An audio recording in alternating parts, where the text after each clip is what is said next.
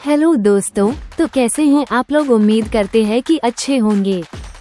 जैसा कि आप लोगों को पता होगा कि आज के इस कंपटीशन के दौर में कोई भी छोटा एग्जाम को निकालना आसान बिल्कुल नहीं है।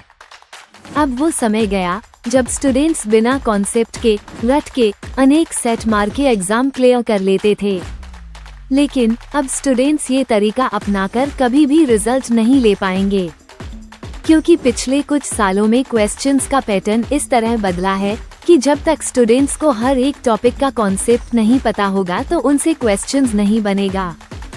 पिछले कुछ सालों में इस तरह के क्वेश्चंस आते हैं जैसे कि कथन आधारित प्रश्न, कथन कारण, कालानुक्रम, मिलान वाले प्रश्न, त्वरित निर्णय वाले प्रश्न आते हैं।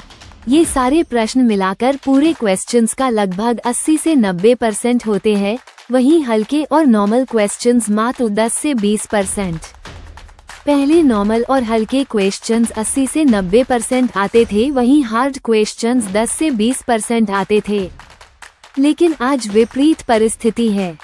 जमाना बहुत तेजी से बदला है, क्योंकि आज एआई और जीआई का जमाना है और आजकल एग्जाम में आई और गी से एनिमेटेड क्वेश्चंस आ रहे हैं और ये बात 90% स्टूडेंट्स को पता ही नहीं होता है।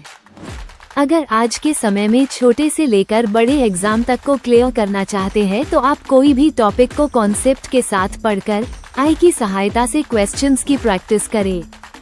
एआई से एनिमेटेड क्वेश्चंस की प्रैक्टिस करना किसी बुक या कोई सेट मारने से ज्यादा अच्छा साबित होगा और शायद जो क्वेश्चंस आपने आई से प्रैक्टिस की है वो आपको सेम टू सेम एग्जाम के पेपर में भी मिल जाए, क्योंकि एग्जामिनर आज के समय में एआई से हेल्प से ही क्वेश्चंस सेट करते हैं और क्वेश्चंस को इस तरह घुमाते हैं कि जब तक स्टूडेंट्स के पास कॉन्सेप्ट नहीं होगा वो क्वेश्चंस नहीं कर पाएगा।